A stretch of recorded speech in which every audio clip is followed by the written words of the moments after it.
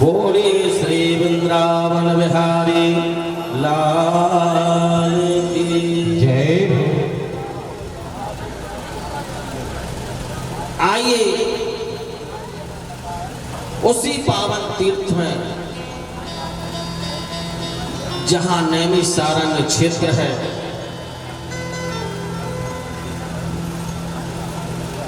सूची महाराज 88,000 ऋषियों से कह रहे हैं कि जो है कल आपसे निवेदन कर रहे थे, कल आपसे निवेदन किया था कि राजा परीक्षित को 7 दिन में मृत्यु का श्राप लग गया। श्रृंगी ऋषि ने श्राप दिया कि जिस मेरे निरपराध पिताश्री समीक ऋषि के गले में तुमने जो सर्प डाला है उसी का पूर्वज तक्षक तुमको डस लेगा और 7 दिन में तुम्हारी मृत्यु हो जाएगी। और जैसे ही राजा परीक्षित को पता लगा तो अपने बेटा जन्मेजय को राज तिलक करके वो स्वयं मां गंगा के तट पर सुखताल पहुंच गए। और जैसे ही सुखताल पहुंचे तो वहां पर जाकर जैसे ही बैठे तो संतों का आगमन होने लगा, क्योंकि संतों के तो बड़े रक्षक थे राजा परीक्षित। वो तो मुकुट में प्रवेश हो गया था कलयुग, इसलिए कुछ अपराध कर दिया था और मुकुट उतारा था तो पश्चाताप करने लगे थे। जैसे ही बैठे तो संतों को पता लगा तो समाधि छोड़ करके राजा परीक्षित के पास गंगा तट पर पहुंच गए। और आंख खोलकर जैसे ही परीक्षित ने देखा तो अत्रेर वशिष्ठो शरद वानरेष्ट नेमिर भृगुराश्चर। अत्रि वशिष्ठ चमन भृगु इत्यादि बड़े बड़े तपोनिष्ठ ऋषि पहुंच गए। तो राजा परीक्षित ने कहा कि महाराज आप सब। बोले महाराज जैसे ही हमें पता लगा कि आपको श्राप लग गया, हमारा भजन में मन नहीं लगा और हम दौड़े दौड़े चले आए। तो आज परीक्षित ने कहा मैं इसको श्राप मानूं कि वरदान। बोले क्यों? बोले श्राप का फल संतों का दर्शन तो नहीं, मैं जीवन भर प्रयास करता फिर भी इतने महान संतों के दर्शन ना हो पाते, लेकिन उस ऋषि कुमार ने मुझे श्राप नहीं बहुत बड़ा वरदान दिया है। क्योंकि यही बात तो अहिल्या कहती है, अगर मुझे मेरे पति गौतम ऋषि श्राप नहीं देते तो आज उन परमात्मा भगवान श्री राम को मुझे चरणों का स्पर्श कैसे मिलता। जिस परमात्मा राम को भगवान भोलेनाथ भी दर्शन के लिए व्याकुल रहते हैं, वही परमात्मा के चरणों का मुझे स्पर्श मिल गया। मुनि श्राप जो दीना अति भल कीना, परम अनोखे में माना। देखो भरी लोचन हरि भव मोचन, यही लाभ शंकर जाना। आज राजा परीक्षित धन्य है और भगवान की प्रेरणा से स्वयं सुखदेव जी महाराज जिनके दर्शन दुर्लभ हैं, सुखदेव जी महाराज स्वयं पहुंच गए। आज तो उल्टी गंगा बह गई, प्यासे को कुआं के पास जाना चाहिए लेकिन कुआं चल चल के प्यासे के पास आ गया। आज सुखदेव जी महाराज आए तो परीक्षित महाराज ने जब दर्शन किए तो धन्य हो गए। बोले महाराज आप इतने महापुरुष हैं, आपको तिलक लगाने में माला पहनाने में मैं आपका समय नष्ट नहीं करना चाहता, क्योंकि संतों का क्षण और अन्य का कण कभी बर्बाद नहीं करना चाहिए। संतों का क्षण बड़ा अमूल्य होता है, तो संसार की औपचारिकता में आपके समय को मैं नष्ट नहीं करना चाहता। इसलिए आप जिसको 7 दिन में मर जाना है उसकी मुक्ति का उपाय क्या है? धन्य है राजा परीक्षित जो अपने लिए प्रश्न नहीं किया, पूरे संसार के लिए किया है, क्योंकि सबको 7 ही दिन में मरना है। 7 ही दिन में जन्म लिया था। रवि सोम मंगल बुध गुरु शुक्र और शनि, 7 ही दिन में हमारा जन्म हुआ, 7 ही दिन में मरना है। संसार के कल्याण के लिए प्रश्न किया है। और जो जो प्रश्न किया सबके सब उचित उत्तर दिए।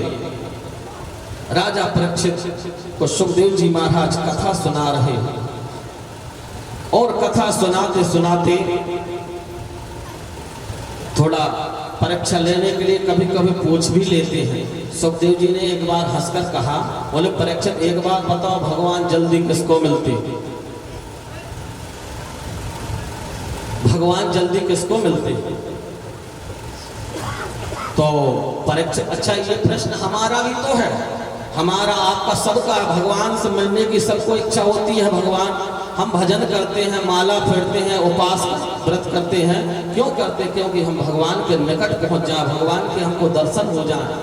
ये सबका प्रश्न है कि भगवान जल्दी किसको मिलते हैं, भगवान जल्दी प्रसन्न कब होते हैं। जब सुखदेव जी ने ही एक बार परीक्षा के लिए पूछ लिया तो राजा परीक्षित ने कहा, जो दिन में 5 बार स्नान करता उसको भगवान जल्दी मिलते हैं, दिन में 5 बार। तो सुखदेव जी हंसने लगे, बोले परीक्षित, बोले हाँ। परीक्षित बोले ब्रह्म मुहूर्त में 4:30 बजे नहा लो, फिर 8:30 बजे नहा लो, 12:30 बजे, 5 बजे, और नहाते नहाते सोने से पहले एक बार और नहा लो। 5 बार जो नहाता उसे भगवान जल्दी मिलते। तो सुखदेव जी बोले अगर 5 बार नहा पालो मिलते तो उन कोल भीलों को क्यों मिल गए? तो भगवान वनवास काल में थे, उन कोल भीलों को मिल गए जो ठंड के दिन में बहुत कम नहाते थे, 2-4-8 दिन में 1 बार नहाते थे। और उन्होंने तो खुला कह दिया था, बोले अस हमारे प्रभु बड़ सेवकाई, बोले ही नवासर बसन चुराई। बोले आपके जो सोटा लोटा छुड़ाए ना, यहाँ जाई हमारी सेवा मान लो। उनको भगवान ने गले से लगाया। बोले अगर केवल नहाने से मिलते, बोले नहाया धोया क्या हुआ, वो जो मन मेल न जाए, और मीन सदा जल में रहे, वो धोए पास न जाए। मछली तो सदा जल में डूबी रहती है, अगर केवल भगवान नहाने से मिलते तो मछली को तो सबसे पहले मिल जाते। बोले ये बात पक्की हो गई, केवल नहाने से नहीं मिलते। तो बोले उमर जरूर देखा तुमने, भजन करते करते जिनके बाल सफेद हो जाएं, 32 दांत गिर जाएं, वृद्ध हो जाएं, 80-85 वर्ष की उम्र हो जाती है तब भगवान मिलते। तो बोले नहीं, भगवान उम्र भी नहीं देखते। अगर भगवान उम्र देखते तो ध्रुवस चवयो, ध्रुव जी को क्यों मिल गए? ध्रुव जी को तो 5-6 वर्ष की आयु में मिल गए। तो बोले उम्र नहीं देखते, तो बोले डिग्री जरूर देखते होंगे कि मेरा भक्त पढ़ा लिखा होना चाहिए, कम से कम डबल एमए तो हो। बोले अगर पढ़े लिखे को ही मिलते तो गजराज को क्यों मिल गए? एक गजराज को जैसे ही ग्राहे ने पैर पकड़ा तो गजराज ने जैसे को कहा भगवान आ गए, बिंदु तो कह ही नहीं पाया, रक्षा हो गई। पहुंचे आधे नाम सुनेरी मैंने निर्बल के बलराम। तो बोले पढ़ा लिखा नहीं देखते तो जाति जरूर देखते होंगे, ब्राह्मण नहीं तो क्षत्रिय तो होना चाहिए, वैश्य शूद्रों को नहीं मिले होते होंगे। अगर बोले ऐसी बात होती तो बोले छिपिया को दूध भात खींचरे करवा की, वो चकला रैदास जो चमारे हो के खाए हैं, और बेदरे की भाजी रोटी बिछुआ समा के रोकी, वो बेदोरैन के छिलका छाल खाए हैं। करके करार आप पौध अवतार लीनो, आपनी पुरी में एक पातरी जिवाए हैं। नीच पर संगी जात पात के नंगी, ऐसे ठाकुर दोरंगी तो सदा ही से होते आए हैं। बोले परमात्मा जाति को भी नहीं देखते, तो बोले रूप को देखते होंगे। बोले रूप को देखते तो कोबजा को क्यों मिल गए? बोले धनवान को मिलते होंगे। तो बोले फिर सुदामा को क्यों मित्र बना लिया? बोले धन भी नहीं देखते, तो फिर क्या देखते हैं? बोले भक्त्या तो सति केवलम परमया भक्त प्रियो माधवा। परमात्मा तो भक्ति को देखते हैं, परमात्मा केवल भक्ति का ही नाता है। स्वयं भगवान श्री राम सबरी से कहते हैं कि हे हे देवी मेरा तो केवल एक ही नाता है कि कह रघुपति सुनो भामनी बाता मान हुए के भगति करना मान हुए के भगति करना कह रघुपति सुनो भामनी बाता कह रघुपति सुनो भामनी बाता मान हुए के भगति करना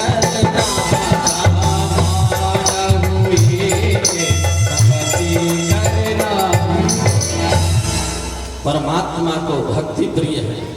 अगर जाति देखते तो काजातर बेदरस्य यादव पते, बेदुर जी की क्या जाति थी? बेदुर तो दासी के पुत्र थे, बेदुर तो दासी के पुत्र थे। लेकिन बेदुर के घर जाकर के परमात्मा ने बेदुर का कितना मान बढ़ाया। दुर्योधन के मेवा त्यागे साग बेदुर घर खाए। और एक बार बेदुर के घर गए, जैसे भक्त भगवान के घर मंदिर जाते हैं तो चरण पादुका पहन कर नहीं जाते, उसी प्रकार भगवान भी भक्त के घर जाते हैं तो नंगे चरण जाते हैं।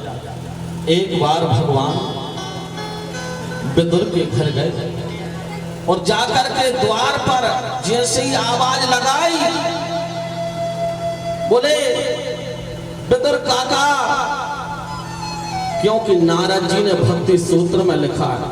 उधर बेदरानी तो स्नान कर रही थी, नारद जी ने भक्ति सूत्र में लिखा है कि भगवान का वास कहाँ है। बोले ना हम बसामि बैकुंठे योगिना हृदय न चा मद भक्ता यत्र गायन्ति तत्र तिष्ठामि नारद। बोले ना तो भगवान का बैकुंठ में वास है, ना योगियों के हृदय में। जहां भक्त अपने भाव से पुकारता है, प्रेम से पुकारता, भगवान वहीं आ जाता है। एक बार जब पृथ्वी पर अत्याचार हुआ तो माता पृथ्वी ने गौ का रूप धारण करके देवताओं के पास पहुंची और देवताओं से कहा अब मैं पाताल में जाने वाली हूं, क्योंकि बहुत पर्वत पहाड़ों का मुझे भार नहीं लगता जितना अत्याचारों का भार लगता है। तो सभी देवता, भगवान भोलेनाथ भी आ गए, ब्रह्मा जी भी आ गए। सभी देवताओं ने विचार किया कि भगवान मिलेंगे कहाँ, भगवान मिलेंगे कहाँ। तो किसी ने कहा, इंद्र ने कहा बैकुंठ में मिलेंगे, क्योंकि बैकुंठ में रहते हैं। तो किसी ने कहा, ब्रह्मा जी ने कहा बैकुंठ में नहीं, क्षीर सागर में मिलेंगे, क्षीर सागर में। तो भोलेनाथ बोले अगर मिलने की इच्छा न होगी तो ना तो बैकुंठ में मिलेंगे ना क्षीर सागर। अगर हमारी मिलने की इच्छा ना हो, अगर कोई हमारे घर आए तो बहुत से लोग कह देते ना भैया कह दो कि दादाजी घर है नहीं, और अगर मिलने की इच्छा है घर पर न भी हो तो बोले भैया बैठो हम बुला लेते। ये तो प्रेम की बात है। तो भोलेनाथ बोले अगर भगवान को मिलने की इच्छा नहीं है तो ना तो बैकुंठ में मिलेंगे ना क्षीर सागर में मिलेंगे। तो भोलेनाथ ने कहा, ब्रह्मा जी ने कहा फिर कहाँ मिलेंगे? तो भोलेनाथ बोले जहां खड़े हो वहीं पर पुकारो प्रेम से। भोलेनाथ ने कहा, बोले हरि व्यापक केसर बात्रे समाना प्रेम ते प्रेगाटे हो में जा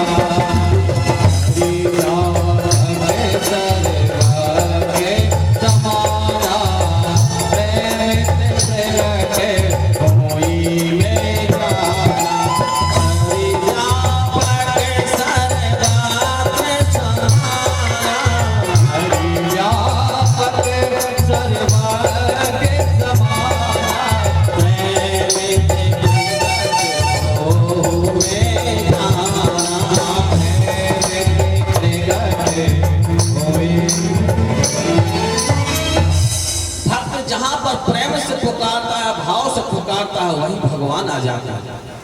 अब जो है विदुरानी भगवान के नाम का कीर्तन कर रही हैं और भगवान द्वार पर खड़े हैं। विदुरानी क्या कह रही हैं? बोले श्री कृष्ण गोविंद हरे मुरारी, हे नाथ नारायण वासुदेवा।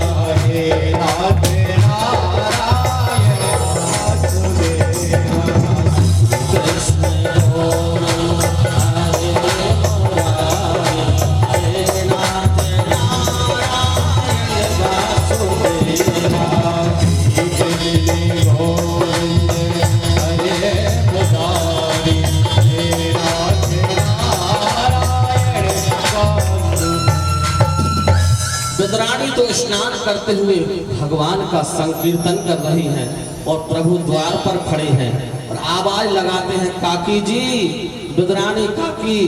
और जैसे ही विदुरानी ने देखा कि मेरे कन्हैया की आवाज है, मेरे गोपाल की आवाज है, अब स्नान करते करते ये भी ध्यान नहीं रखा कि वस्त्र पहनना चाहिए कि नहीं। एक ही वस्त्र में दौड़ पड़ी और जैसे ही दरवाजा खोला और भगवान के दर्शन में जो है इतनी बेहबल हो गई। बोले आओ कन्हैया, आओ गोपाल, बड़ी कृपा कर दी, आओ पधारो। और जो है पूरे आंगन में घुमा रही, यहाँ नहीं, यहाँ बैठो, यहाँ अच्छी जगह है, यहाँ बैठो। और अच्छी जगह देख करके कि लकड़ी का पाटा बिछा दिया उल्टा, उसी पर भगवान बैठे और उल्टे पाटे पर बैठकर भगवान ने कहा, काकी बहुत जोर से भूख लगी, बच्चों की तरह। भ्रकटु विलास सृष्टि लय हुई, जिसके इशारे से सृष्टि में प्रलय हो जाता, वही परमात्मा बच्चों की तरह आज विदुरानी से कहते हैं कि काकी जी बहुत जोर से भूख लगी है। अब तो विदुरानी का हृदय गदगद हो गया। बोले घर में तो कुछ खाने के लिए है नहीं, लेकिन चिंता मत करो कन्हैया, तुम्हारे काका आते होंगे, कुछ व्यवस्था करती हूँ।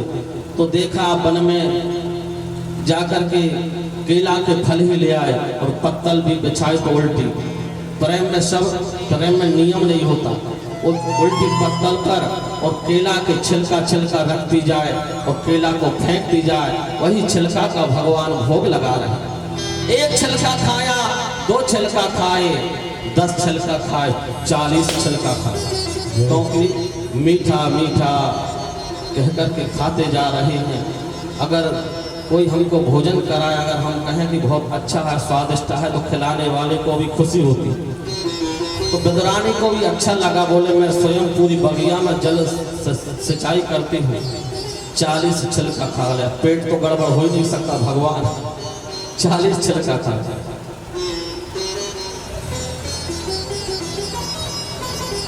विदुर जी आए, आवाज लगाई, बोले लगता है तुम्हारे काका जी आ गए। जैसे ही दरवाजे को खोला, हाथ में माखन, मिश्री, खोवा के लड्डू, दूध दही लेकर आए और यहाँ पर देखा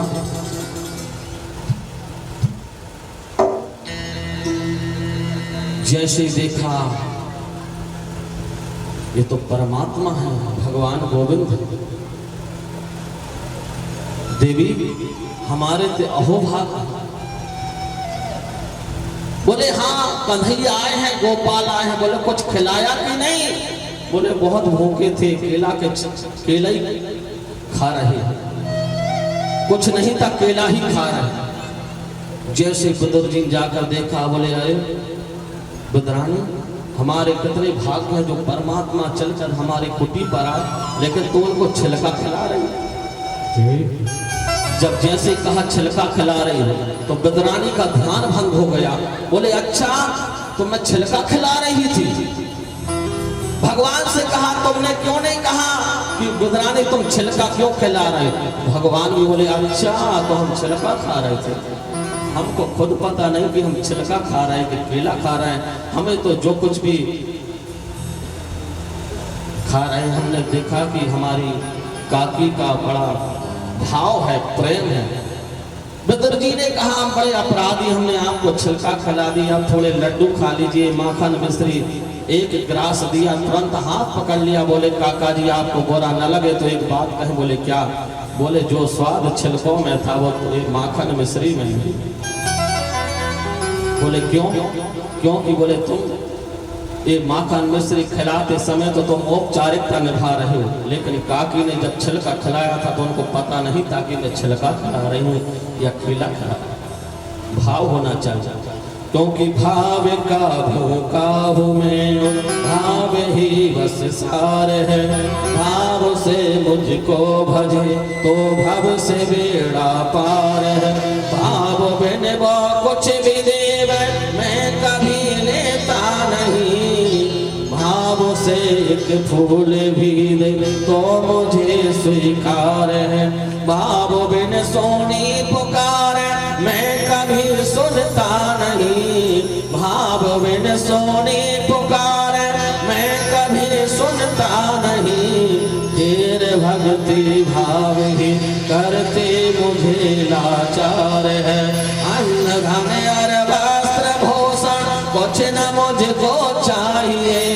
अन्न धन और वस्त्र भूषण कुछ न मुझको चाहिए। आप हो जाए मेरा बस यही मेरा सत्कार है। बांध लेते भक्त मुझको प्रेम की जंजीर में। बांध लेते भक्त मुझको प्रेम की जंजीर में। इसलिए इस भूमि पर होता मेरा अवतार है। भाव ही तो सबसे बड़ी चीज है। और यहाँ भगवान ने दुर्योधन के मेवा त्यागे साग विधुर घर। और आपसे एक निवेदन कर, भगवान को केवल भाव प्रिय है, भाव की प्रधानता होनी चाहिए। भाव के बिना सब बेकार। तभी तो रामचरितमानस में एक सारभूत चौपाई है। एक चौपाई में पूरी रामायण का सार छुपा है। वहां तुलसीदास जी ने एक सारभूत चौपाई कही है और केवल लगा दिया। केवल यानी कोई दूसरा उपाय नहीं। राम ही केवल प्रेम प्यारा जान ले जिन जान।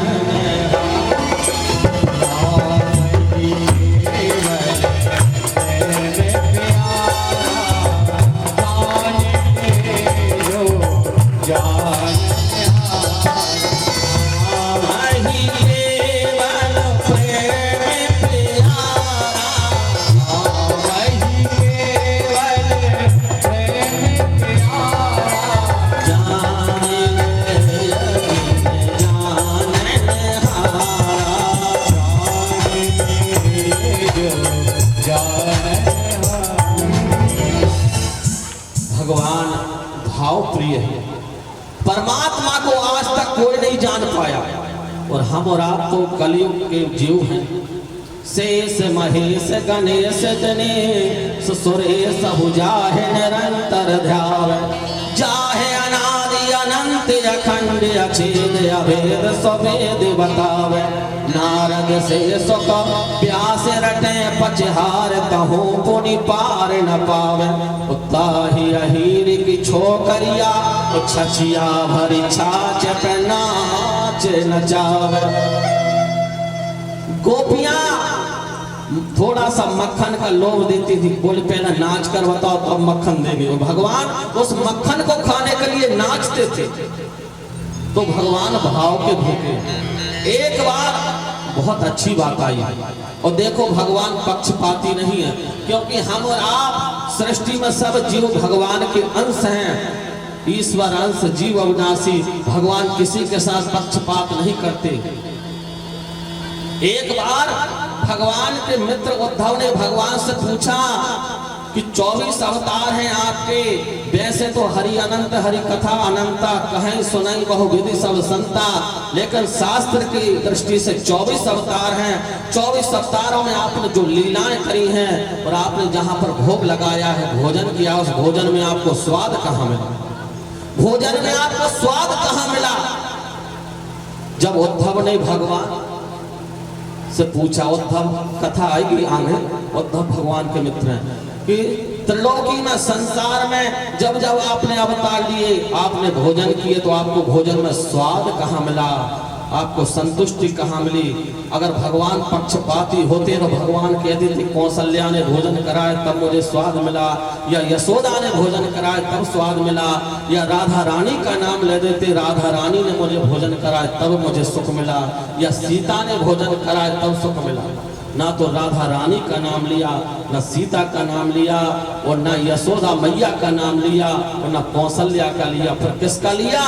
2 व्यक्तियों का लिया है। बोले त्रेता में जब भिलमिली सबरी ने जब जूठे बेर खिलाए तब मुझे स्वाद मिला, और द्वापर में बदरानी ने जो केला के छिलका खिलाए, जब जो स्वाद मिला है वो स्वाद कहीं तीसरी जगह नहीं मिला।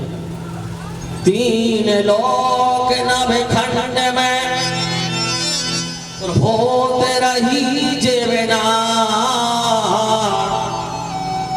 ऐसे विरे के बेदोर घर उतरेत भयो दुईबा।